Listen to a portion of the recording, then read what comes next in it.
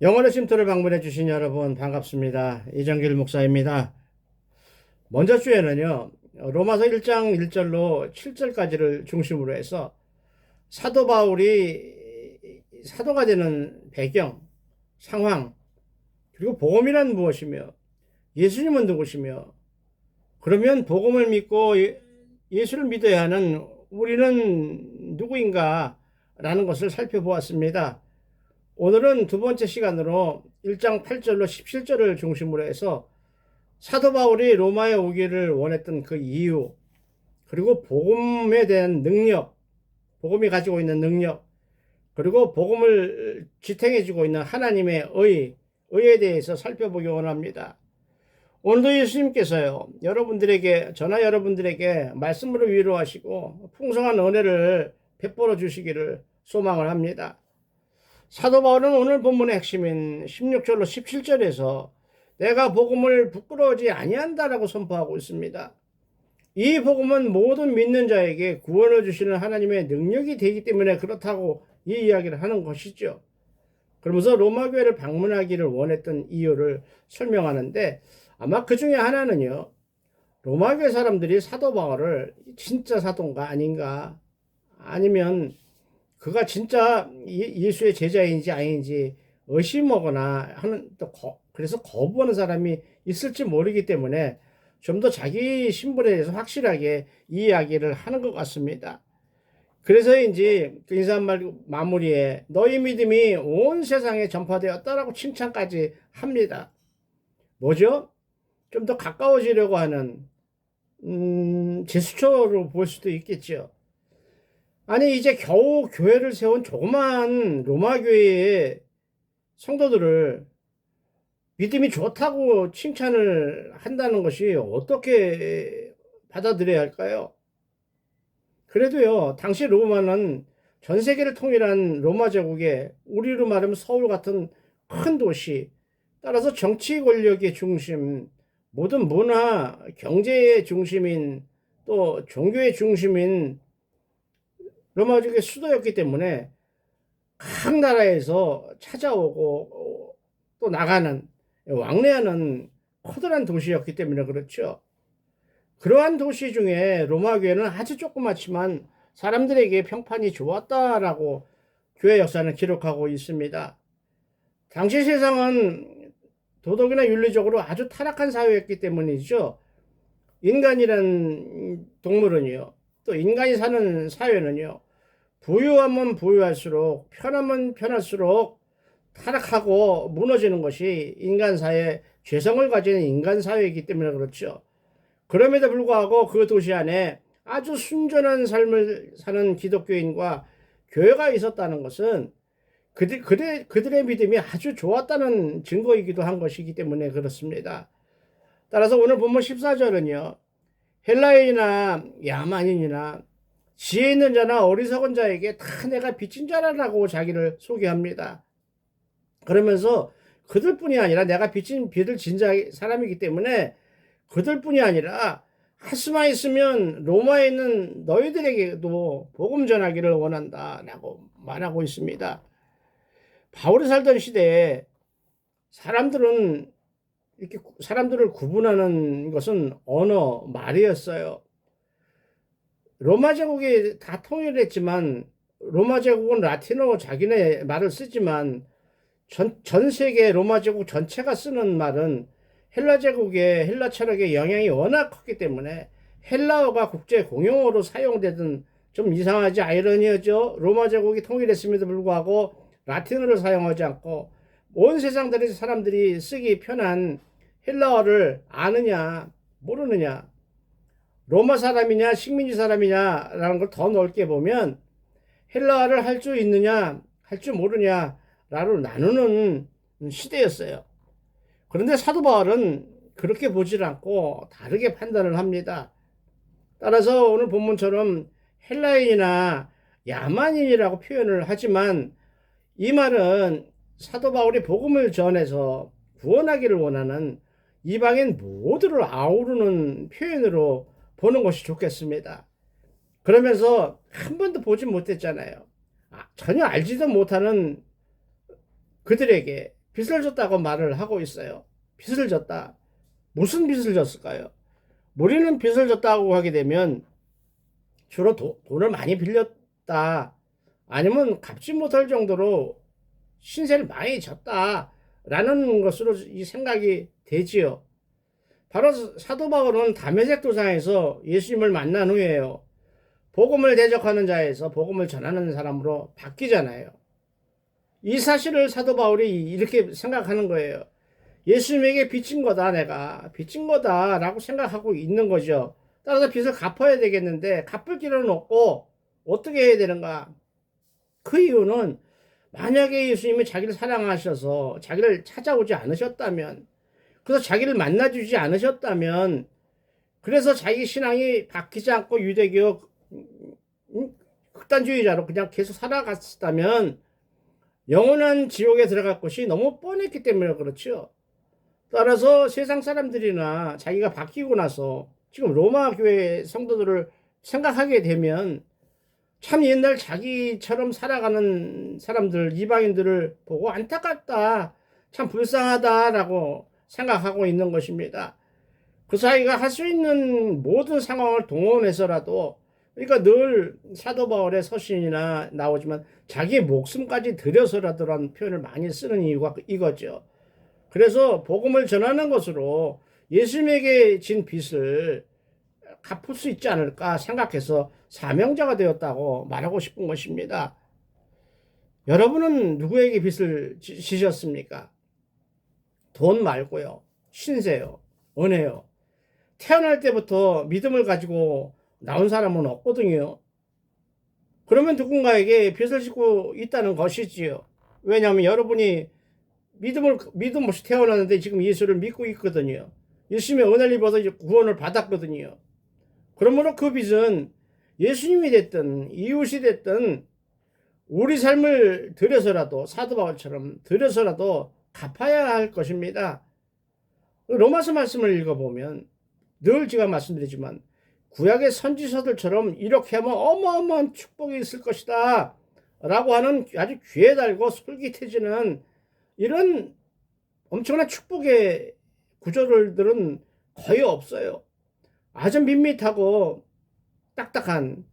그래서 이사야가 예언했던 구절을 많이 인용하거든요. 사도 바울은 그 이사야서의 예언을 근거로 해서 구원의 원리, 죄사함의 원리를 말하고 있을 뿐이기 때문에 그렇습니다. 그래도 우리가 로마서 말씀을 통해서 생명을 얻어야 하고요. 영혼을 구해야 할 줄로 믿습니다. 이제부터 바울은 복음을 설명하는데요. 하나님의 의라고 하는 것에 연결시킵니다. 하나님의 의, 곧 의로우신 것에 연결을 시키시죠. 모든 것은 하나님의 의에 의해서 의로 말미암아 우리에게 오기 때문에 그렇습니다. 복음을 하나님의 의롭다는 하나님의 의에 연결시키면서 성도들이 이해 못하는 하나님의 의, 아니 의가 뭐예요? 이렇게 물어볼 게 뻔하니까 자기가 이 말을 던져놓고 그 질문에 대해서 미리 설명하는 것으로 로마서를 시작하는 거거든요. 첫 시간에 이야기했듯이 너무나 중요한 것을 먼저 탁 던져놓고 그 중에 하나하나 이렇게 잘라서 이건 이거 조목조목 설명하는 내용이에요. 뭐예요? 하나님은 과연 어려우신가? 먼저 이렇게 이 얘기하는 거예요. 과연 하나님은 어려우신가? 하나님이 계시다면 어찌 세상에 이럴 수 있나? 라고 하나님의 어렵다고 하는 성경의 말씀을 의심할 수밖에 없지요. 아마도 불신자보다 믿는 우리들이 더 안타깝게 물어볼지 모릅니다. 구약 성경을 보면요. 선지자들도 이런 상황에서 하나님에게 부르짖었어요. 특별히 사도 바울이 오늘 본문에서 인용하는 의인은 믿음으로 말미암아 살리라라고 하는 하박국 선지자가 부르짖었던 고백을 보면요. 하박국 선지자도 우리와 같이 예외는 아니었던 것 같습니다. 분명히 하나님은 공의의 하나님이신데 어째서 판을 치고 의인들을 그렇게 괴롭히는데도 하나님 못 본 척 침묵하고 계시는가? 그렇다면 혹시 안 계시는 건 아닌가? 더 나아가서 우리가 하나님을 잘못 보고 잘못 알고 잘못 믿고 있는 건 아닌가? 라고 질문을 할 때 하나님이 뭐라고 답변을 주세요? 얘들아, 그게 아니라 내가 니들 옆에 있단다. 뭐는 언제 해결하고 뭐는 언제 해결하고 이건 이렇고 이렇게 이렇게 말씀하시면 얼마나 좋았을까요? 내 어려우신 하나님, 우주 만물을 창조하신 하나님은 그렇게 질문하는 하박 선지자에게 뭐라고 답변을 하세요? 의인은 그의 믿음으로 말미암아 살리라. 딱 이 말씀 하나만 딱 던져주셔요. 그런데 이 대답은요, 하나님이 말씀하신 대답이라고 성경은 기록하고 있지만 육신을 가진 우리 인간들이 받아들이기에는 너무나 어려웠어요. 받아들이기 힘들었죠. 이해할 수가 없는 말씀이 있죠. 질문하고 답변이 너무 거리가 멀었기 때문이죠. 그러면 하나님이 말씀하신 그 일이 언제 이루어지는가 알아봐야 되는 거죠. 따라서 의인은 그의 믿음으로 말미암아 살리라라고 선포한 말씀을 설명하기 위해서 사도 바울은 하나님의 의가 어떻게 나타나는가 이야기하고자 하는 거예요. 그리고 그 의는 무엇인가, 무엇을 갖다가 의라고 이야기하는가, 의라는 단어를 왜 사용하는가, 무엇 때문에. 따라서 하나님의 의를 인간들이 이해하기 위해서는 복음이 무엇인가를 먼저 알아야 한다라고 지금 이야기를 하고 있는 것입니다. 로마서 처음 시작할 때 선포한 말씀이 뭐예요? 선지자들을 통해서 하나님의 아들에 대해서 미리 이미 예언한 것이다. 복음은 이렇게 이야기를 하죠. 그러한 복음의 핵심은 죽음에서 부활을 하시고 하나님의 아들이 되시며 우리 주님이 되시는 예수 그리스도를 이야기하는 것입니다. 다시 말해서 한문으로 복음, 기쁜 소식이라는 말로 부활하신 예수님을 의미하는 단어입니다. 이렇게 인사말에서 선언한 기쁜 소식, 복음물이요. 오늘 본문은 믿음과 하나님의 의에 연결을 해서 이어서 설명을 하고 있습니다. 바울은 내가 복음을 부끄러워하지 아니하노니라고 선포합니다. 아니, 매를 맞고 굶어가면서 죽음의 고비를 넘나들면서 전하는 복음인데 어떻게 부끄럽지 않을까요? 돈 한술 더 떠서 복음은 어떻게 바울에게는 자랑스러운 것이 됐다고 이야기할 수 있을까요? 그 이유는 복음에는 우리를 구원하시는, 인간을 구원하는 하나님의 탁월한 능력, 절대적인 능력이 들어있기 때문이라고 이야기하고 있습니다. 그래서 고린도전서에서는 사도 바울이 이렇게 이야기를 하죠. 유대인은 표적을 구한다. 유대인은 뭘 눈에 보이는 것을 보고 나서 하나님을 믿는다. 헬라인들은 자기들이 아는 헬라 철학, 지혜 안에서 하나님을 찾는다. 그러나 사람들이 조롱하고 미련한 놈이라고 우습게 보는 우리들은 곧 나 바울과 같이 말씀을 전하는 말씀 사역자들, 동역자들은 십자가에 못 박힌 그리스도를 전한다. 예수님을 전하고 있다. 따라서 유대인들은 우리가 전하는 복음을 들으면 거리낀다, 싫어한다. 그리고 이방인들은 헬라인들이죠. 우리를 미련한 놈들이라고 이야기를 한다. 그러나 오직 부르심을 받은 자들, 하나님께 선택받은 자들에게는 유대인이나 헬라인이나 그리스도는 하나님의 능력이요 하나님의 지혜라고 선포하고 있습니다. 이렇게 바울은 복음에 대해서 넓게 그 영역을 선포하고 있었습니다.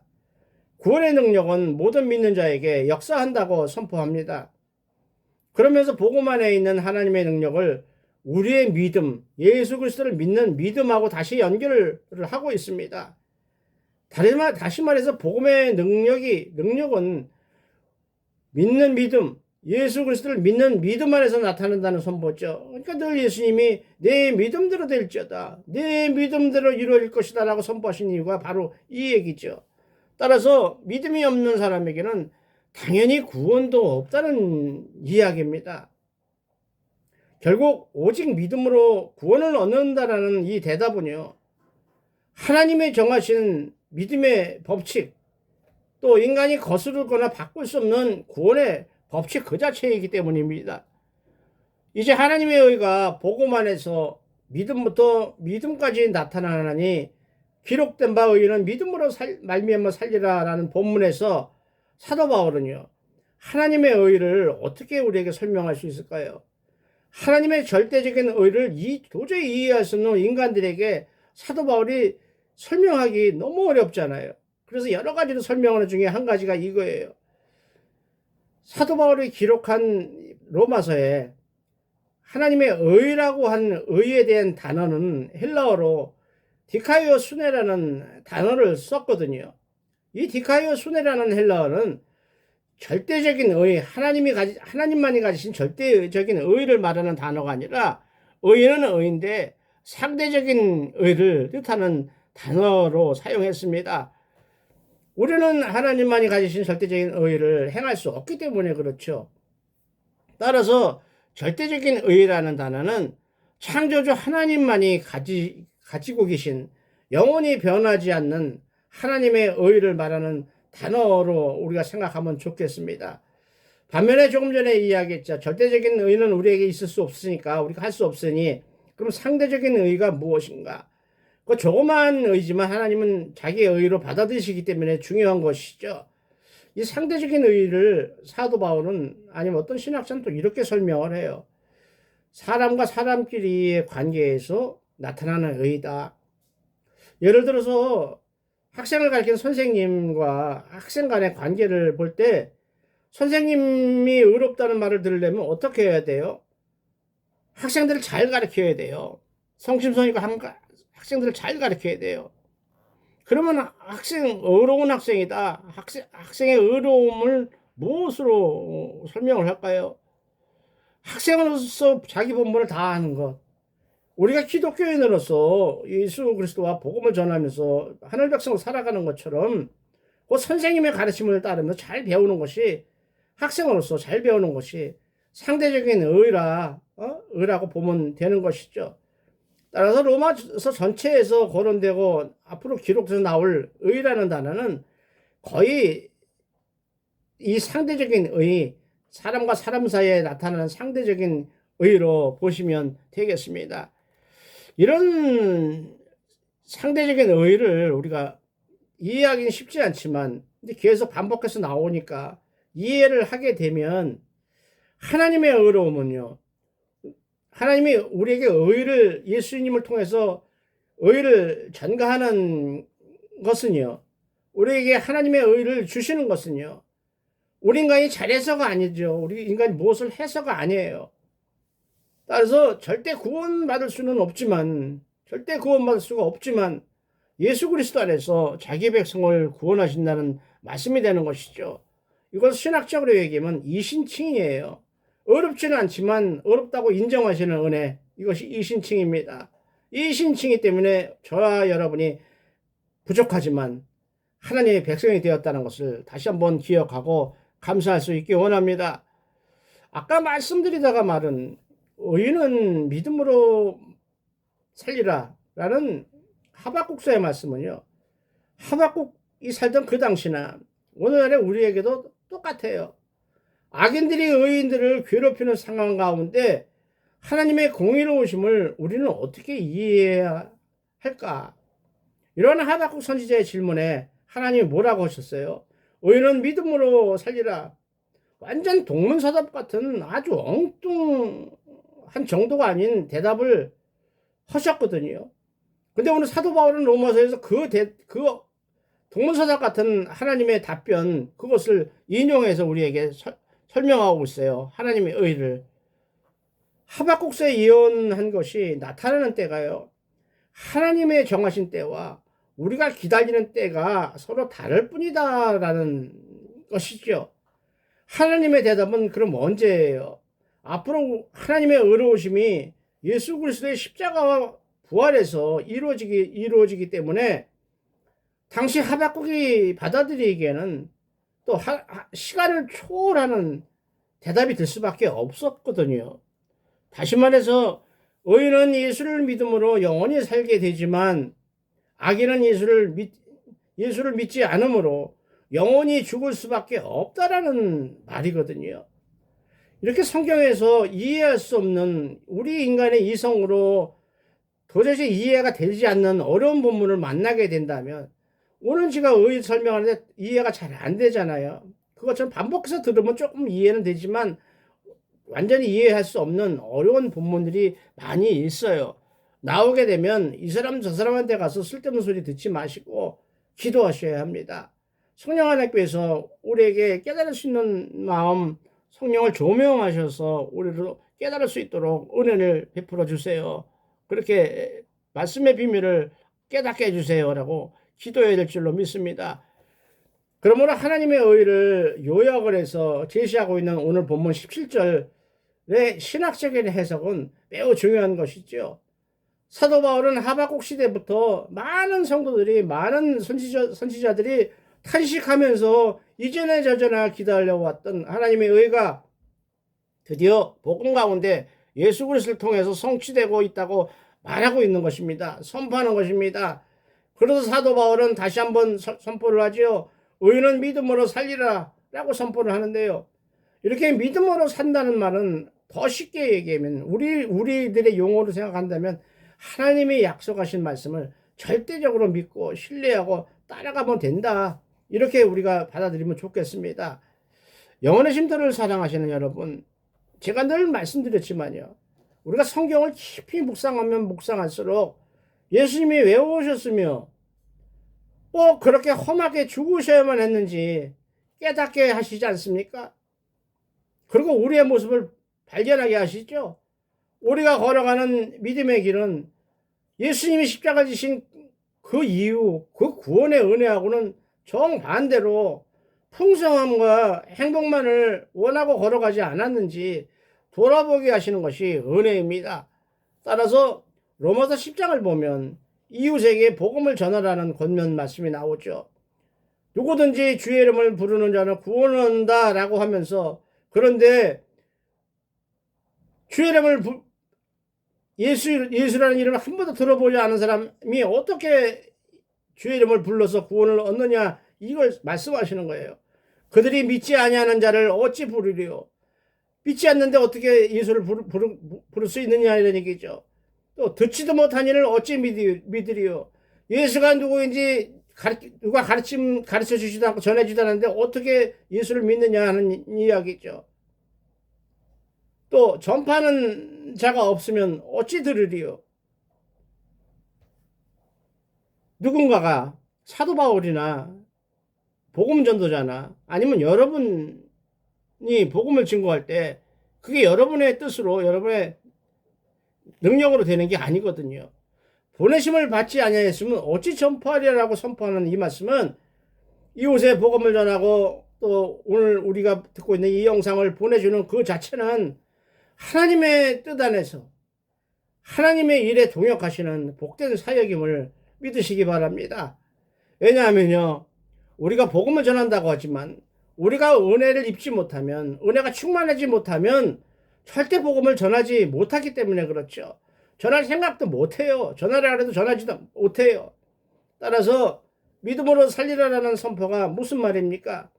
예수님을 믿는 성도들은요, 하나님께서 성경을 통해서 약속하신 그 약속, 이 땅에서는 물론 하나님의 나라에서 영원토록 행복하게 살게 될 것을, 이라는 것으로 믿음으로 받아 누리시기를 바랍니다. 모쪼록 우리는 물론 우리가 사랑하는 자손, 또 사랑하는 이웃, 여러분이 섬기는 교회가요, 성경 말씀을 통해서 강권하시는 성령님의 말씀을 듣는 귀가 열리시기를 우리 주 예수 그리스도 이름으로 축원을 드립니다. 아멘입니다. 오늘 여기까지 하겠습니다. 감사합니다. 다음 시간에 뵐게요. 네.